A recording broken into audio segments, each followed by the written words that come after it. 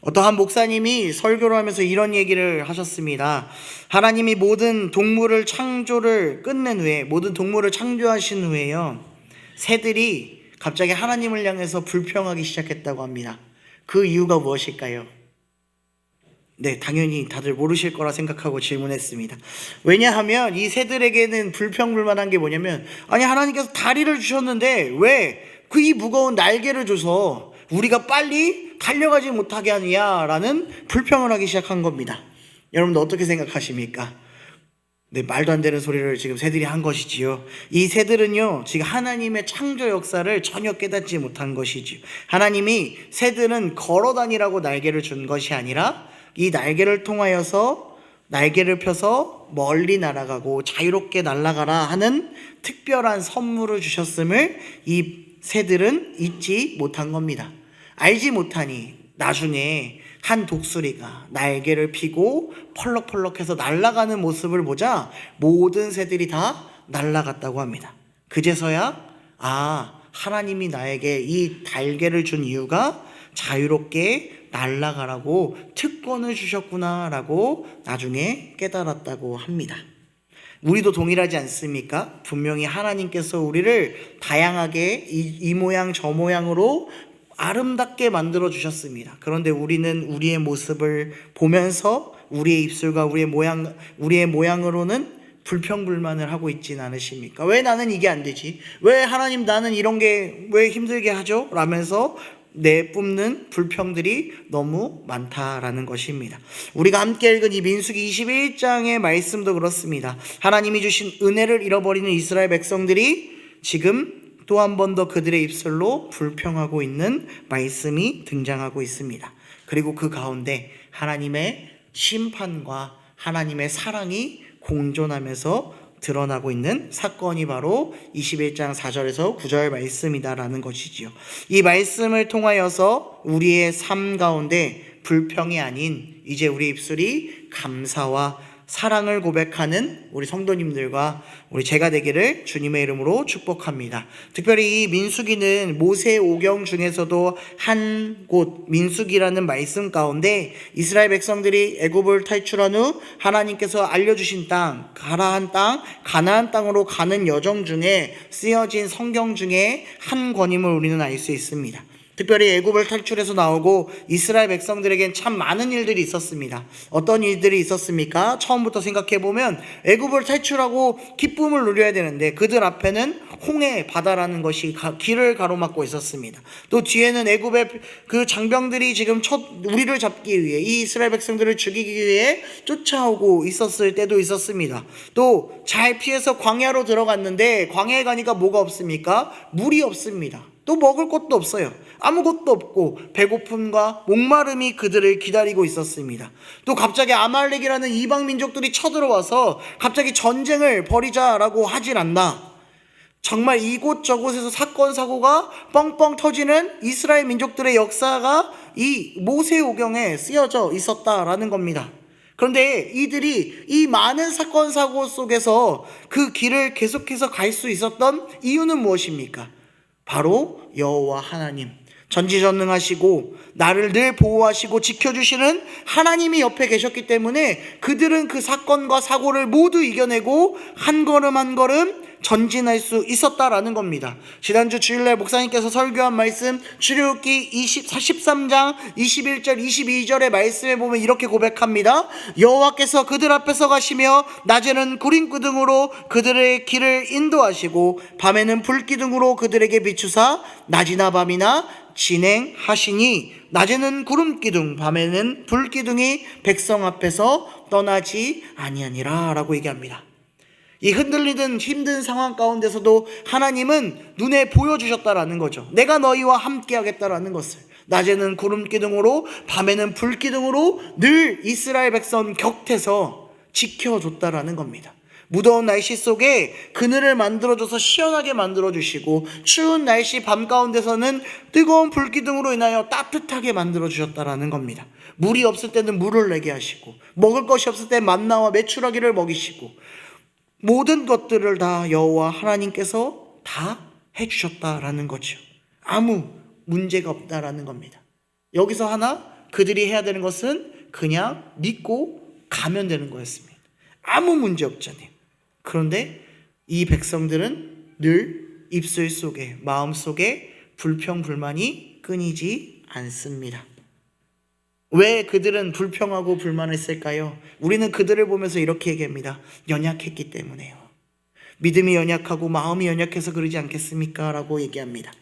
그렇지 않습니까? 이 이스라엘 백성들 왜 광야에서 40년 동안이나 보냈습니까?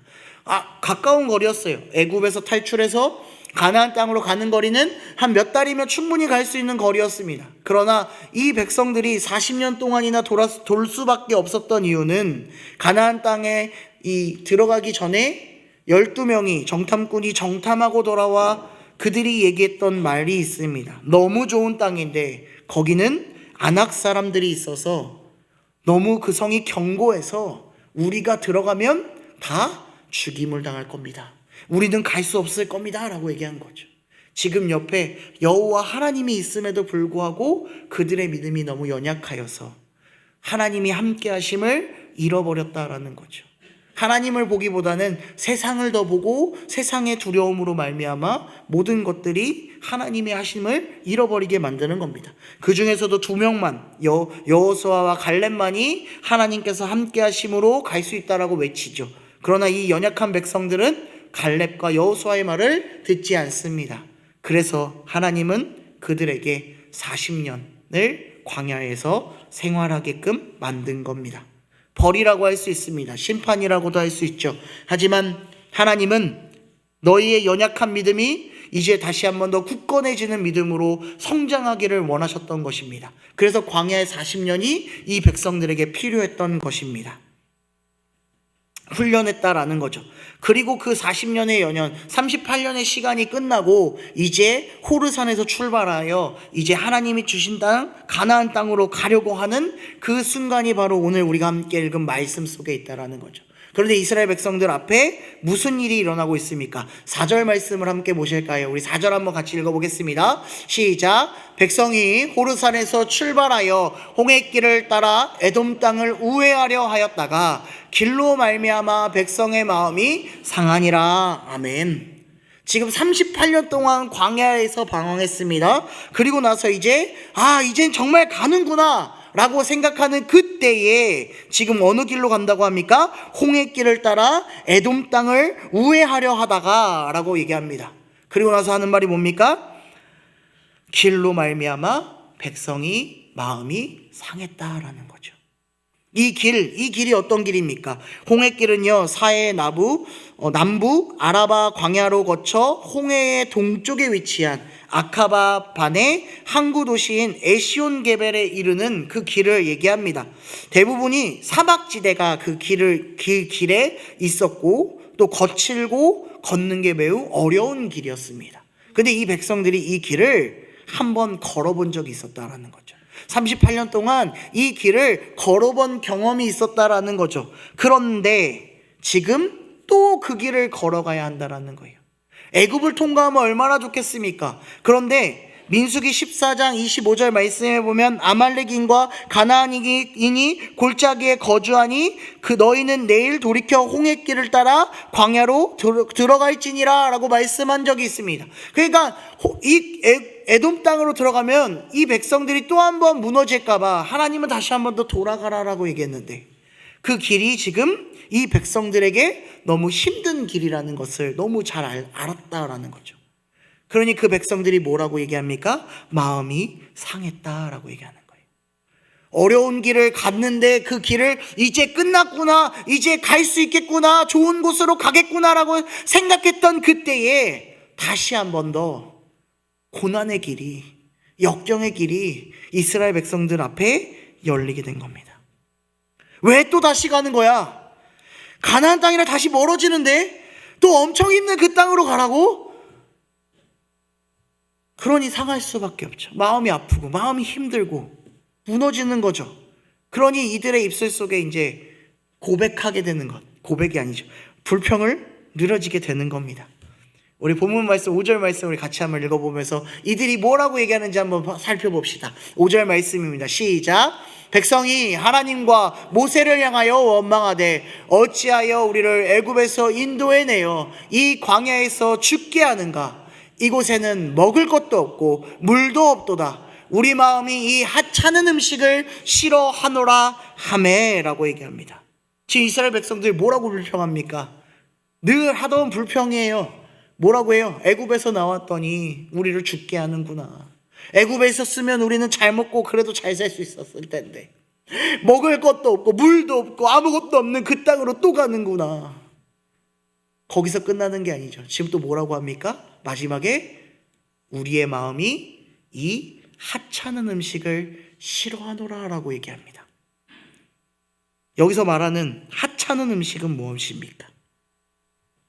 이 하찮다라는 의미는요, 원어적으로 보면 가치 없다라는 뜻을 가지고 있대요. 그러니까 이 지금 먹고 있는 것, 지금 우리가 마시고 있는 것들이 다 가치 없다, 하찮다라고 얘기하는 겁니다. 전통적으로는 곡식 대신으로 쓰이는 구황 식물이나 맛이 없는 음식을 가리킬 때에 하찮다라고 얘기합니다. 근데 여기에 음식을 한번 생각해 봅시다. 이스라엘 백성들 40년 동안 먹은 게 뭡니까? 하나님께서 주신 하늘에서 내린 만나입니다.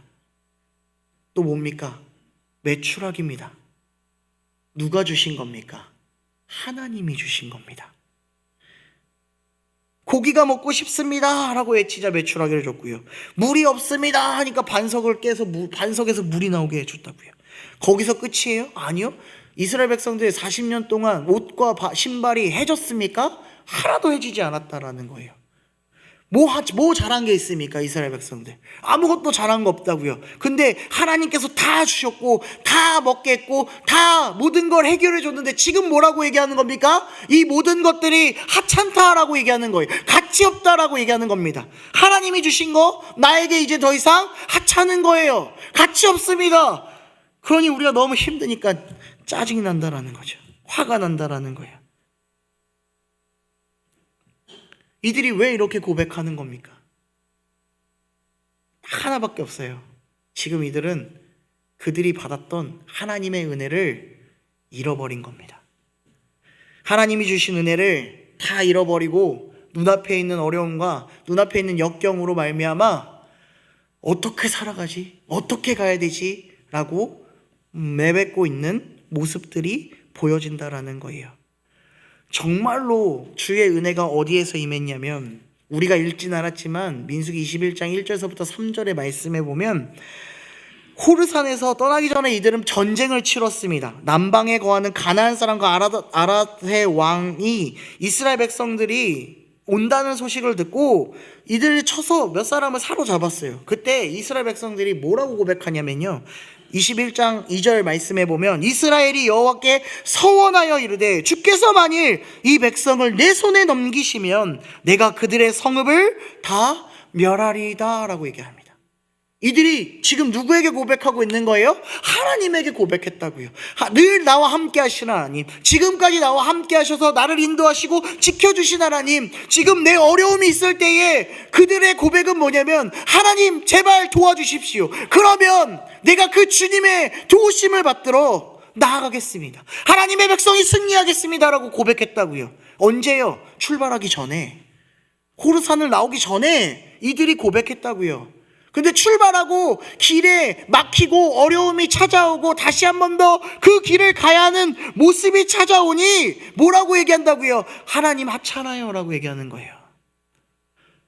하나님의 은혜는 나에게 중요치 않고 내 삶만 좀 평안하면 얼마나 좋을까라고 생각하는 거예요. 은혜의 한도가 끝나버린 거예요. 통장의 한도가 끝난 것처럼 우리에게도 하나님의 은혜의 한도가 지금 이스라엘 백성들이 끝나버린 겁니다. 그러니 그들의 입술은 불평을 말할 수밖에 없고 하나님을 원망할 수밖에 없는 입술이 되는 겁니다. 사랑하는 성도 여러분, 오늘까지 우리가 산 이유는 무엇입니까?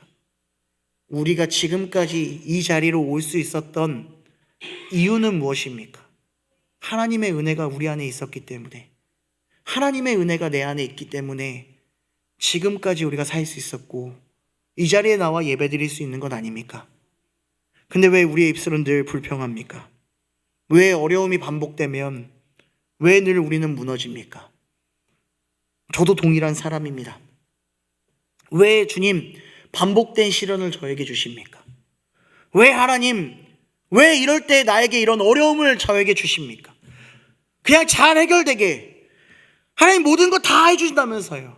하나님의 자녀면 다 모든 걸 다 인도해 주신다면서요. 그런데 내 인생을 보세요. 지금 내 삶을 보세요. 다 꼬여서 아무것도 할 수 없는 상황이잖아요.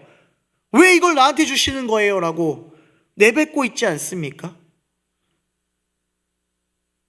우리의 믿음이 늘 한결같고 그 은혜가 넘치면 얼마나 좋을까요? 근데 우리는 그 한결같을 수가 없다라는 겁니다.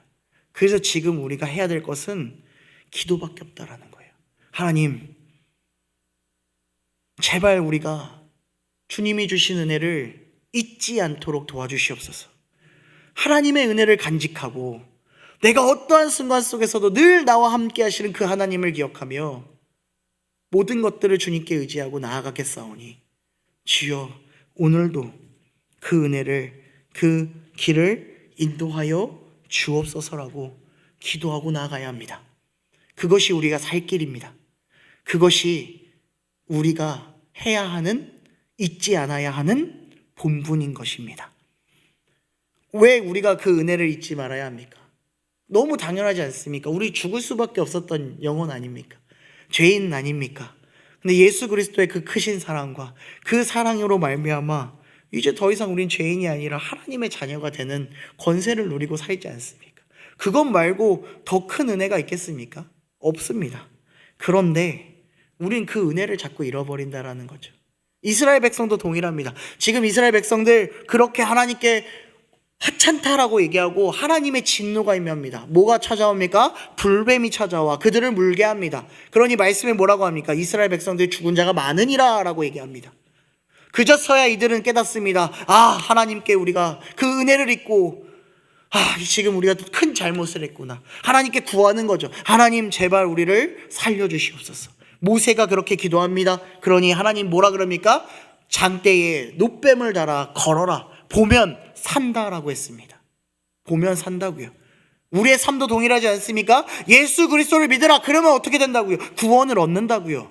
살 길이 열렸습니다. 믿으면 사는 거예요. 이미 우리에게 있다라는 거죠. 그런데 이 놋뱀을 우리가 살펴보면요, 이 놋뱀은 주님의 은혜 아닙니까? 너무 감사한 일 아닙니까? 근데 세월이 흐르고 시간이 지나니까요, 이 사람들이 이 놋뱀을 어떻게 만드냐면 우상으로 바뀌어버렸어요. 열왕기하 18장 4절 말씀을 보면 이렇게 고백합니다. 우리 같이 한번 읽어볼까요? 시작. 그가 여러 산당들을 제거하며 주상을 깨뜨리며 아세라 목상을 찍으며 모세가 만들었던 놋뱀을 이스라엘 자손이 이때까지 향하여 분향함으로 그것을 부수고 누우스단이라 일컬었더라 라고 얘기합니다. 간단해요. 뭐 했습니까? 놋뱀을 계속해서 간직했다라는 거예요. 근데 그 간직할 때 뭐 했냐면 그 앞에 분향했다라고 얘기하죠. 똑같이 하나님의 성전, 하나님의 성막에서 했던 행위를 지금 놋뱀 앞에서 하고 있는 거예요. 이 놋뱀이 지금 그 살려주신 은혜를 기억하고 한 게 아니라 하나로 우상을 만들어버린 겁니다. 지금 이 열왕기하 18장은요, 유다왕 히스기야가 이 땅을 다시 한 번 더 하나님의 나라로 만들기 위해서 지금 종교개혁을 일으킬 때였어요. 그러니 이 땅에 있는 모든 산당, 바알의 신상들을 다 부셔버리는 그 상황 가운데 뭐까지 부시고 있다고요? 모세가 만든 놋뱀을 부시고 있다고요. 이 놋뱀은 하나님의 은혜였습니다. 하나님의 사랑이었다고요. 그런데 지금 사람들이 어떻게 바꿨다고요? 우상으로 만들었다고요. 우상이 뭡니까? 하나님 외에 다른 신을 만든 거죠. 그 놋뱀 안에 들어있는 하나님의 사랑을 잃어버리고 그냥 그 놋뱀만을 단순하게 섬기는 겁니다. 그러면서 생각하겠죠. 여기에 절하면, 여기에 우리가 예배하면 잘 먹고 잘 살 거라고. 그렇게 빠지는 것 아닙니까? 분명히 하나님의 은혜가 우리 안에 있음에도 불구하고 내 오래된 믿음 생활, 반복된 신앙 생활이 나를 변질하게 만들 겁니다. 그리고 지금 내 모습이 괜찮다라고 생각할 수 있습니다. 이 정도만 해도 하나님의 은혜는 잊지 않았을 거라고 생각합니다. 그러나 정말로 내 모습을 다시 돌아봅시다. 정말 지금 내 모습이 하나님 앞에 섰을 때에 부끄러운 모습이 아닐 수 있습니까? 정말로 내가 내 마음대로 신앙인으로서 살고 있는 것 아닙니까? 많은 이단들이 다 여기서 이렇게 시작해요. 다 처음에 하나님의 말씀에서 시작하죠. 하나님의 말씀을 보고 역시 하나님이 참 하나님이시며 참 신이라고 생각해요. 그러면서 해석을 잘못하는 거예요. 그래서 본질을 잃어버리고 내가 하나님이 되는구나, 내가 제2 예수님이다 라고 외치면서 사람들을 혼욕시킵니다. 법도 그렇지 않습니까? 이 땅의 법, 우리를 잘 살기 위해서 만든 것 아닙니까? 모든 사람들이. 근데 이 법을 다 악용합니다. 나만 잘 살면 되고 내 이익만 다 챙기기 위해서 법을 이용합니다. 지금 어떻게 되는 겁니까? 다 바뀐 거예요. 다 무너진 거예요. 처음에 주셨던 모든 것들이 변질되어 버리는 겁니다. 우리가 받은 그 은혜도 변질될 수 있습니다. 한결같다 생각하지 마십시오. 내 마음의 죄가, 우리 세상의 죄가 하나님이 주신 은혜를 변질시킬 수 있습니다. 그러니 우리는 이 시간에 말씀으로 더욱더 돌아가야 합니다. 기도함으로 주의 은혜를 변질시키지 말아야 합니다. 늘 점검하고 늘 그 은혜로 말미암아 한 걸음 한 걸음 걸어가는 저와 우리 성도님들이 되어야 합니다. 제가 이 말씀을 준비할 때 이 찬양이 꼭 생각났거든요. 주님과 같이라는 찬양이었어요. 주님과 같이 내 마음 만지는 분 없네. 주님은 내 마음을 만지는 분입니다. 변하지 않습니다. 우리가 어떠한 순간 속에서도 주님은 늘 함께 있으며 주님과 함께 동행하는 삶을 살아야 합니다. 근데 그 동행을 안 하는, 그리고 마음을 돌이키는 것은 주님이 아닙니다. 누구입니까? 세상 속에 세상으로 말미암아 변질된 우리의 마음, 믿음이 주의 은혜를 제대로 보지 못하는 겁니다. 사랑하는 성도 여러분, 이 시간에 이 자리에 나온 것도 주님의 은혜입니다. 우리가 입술을 벌려서 방금 전에 우리가 함께 찬양했잖아요. 그것도 주님의 은혜입니다. 하나님의 말씀을 듣는 것도요, 주님의 은혜입니다. 우리가 이후에 기도하면서 눈물 흘리며 고백할 수 있는 것도 다 하나님의 은혜입니다. 그 사실을 잊어버리지 않고 하찮게 여기지 않는 우리 성도님들이 되기를 소망합니다. 그 주님의 말씀만을 붙잡으며 우리가 더욱더 주의 길을 온전히 걸어가는 참된 하나님의 자녀들이 되기를 소망합니다. 말씀을 마무리하기를 소망합니다. 우리의 삶을 이 시간 이제 돌아봐야 합니다. 어느덧 2025년도도 한 달 반 정도가 남았습니다. 생각해보면 1월달이 엊그제 같은데 벌써 11월달이 되었습니다. 또 이 한 해를 마무리하고 또 다음 해를 준비하는 우리의 마음이 그냥 사람의 마음으로 지금의 눈앞에 놓여진 것만으로 바라보지 않기를 원합니다. 먼저 하나님의 은혜를 구하십시오. 분명히 먼저 나에게 찾아와 주시고 분명히 그 길을 인도하신 하나님의 은혜가 우리의 마음속에, 내 눈앞에 분명히 있으실 겁니다. 그것을 찾고 더욱더 우리의 죄를 고백합시다. 그리고 주의 사랑으로 말미암아 생명의 길로 걸어갑시다. 우리가 다시 생각해봐도 우리는 예수 그리스도의 은혜 없으면 단연코 살 수 없습니다. 오늘도 그 은혜 앞에 기도하며 주님의 생명의 길로 걸어가는 저와 우리 성도님들이 되시기를 주님의 이름으로 축복합니다. 우리 함께 기도하겠습니다.